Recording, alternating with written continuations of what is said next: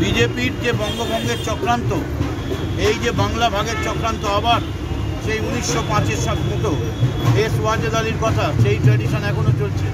তার বিরুদ্ধে রাস্তায় দাঁড়িয়ে ভবানীপুরের যুবকরা ইউনাইটেড ইউথ ফোরামের নেতৃত্বে উদ্যোগে আজ তারা স্লোগান দিচ্ছে, ওম নমঃ শিবায় শান্তায় কারণাত্ময় হে তবে নিবেদয়ামি চাকমাত্তাং সংগতি পরমেশ্বর। আজ ভোলে বাবার কাছে, ভূতনাথের কাছে আমাদের আবেদন, তোমরা যে কোনো মূল্যে এই বঙ্গভঙ্গ রোধ করতে হবে।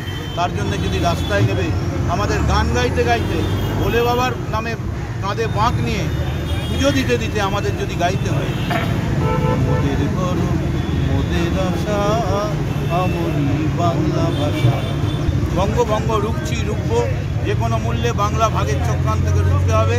মমতা বন্দ্যোপাধ্যায়ের নেতৃত্বে দিল্লির মাটিতে বাংলার নেতৃত্ব স্থাপিত করতে হবে।